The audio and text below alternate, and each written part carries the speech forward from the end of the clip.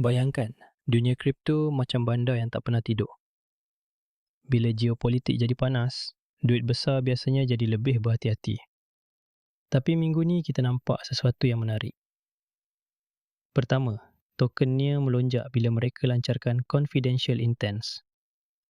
Idea dia mudah.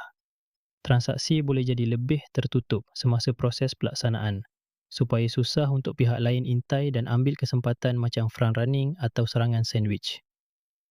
Dalam bahasa biasa, Nia cuba kurangkan gangguan MEV yang selalu buat pengguna DeFi rasa macam kena potong barisan. Kedua, cerita stablecoin pula makin serius. Anchorage Digital dan Tether keluarkan laporan result pertama untuk stablecoin USAT yang fokus pasaran Amerika. Dan laporan itu disokong oleh pengesahan pihak bebas.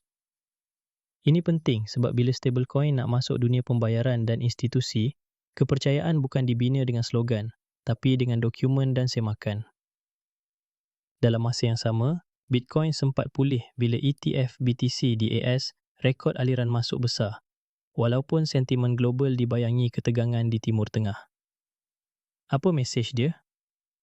Bila panik jangka pendek berlaku, ada pemain besar yang guna peluang untuk menambah pegangan melalui saluran yang lebih tradisional. Di bahagian infrastruktur, OKX pula integrasikan Katana untuk bawa hasil DeFi on-chain secara lebih native dalam pengalaman pengguna bursa.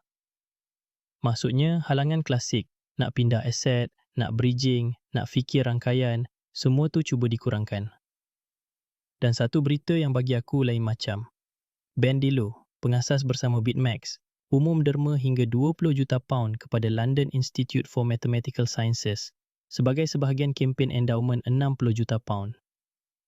Kripto yang dulu dikenali sebab spekulasi, sekarang mula muncul sebagai sumber dana untuk sains asas.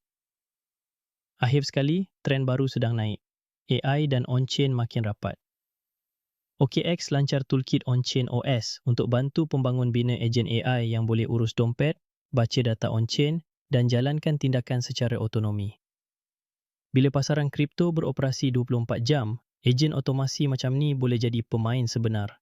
Terutama bila platform 24/7 macam Hyperliquid menunjukkan penemuan harga tak pernah tutup. Jadi untuk minggu ni, tema besar dia jelas. Privasi, ketelusan, institusi dan otomasi. Kripto makin dewasa cuma dia membesar dalam dunia yang masih penuh kejutan.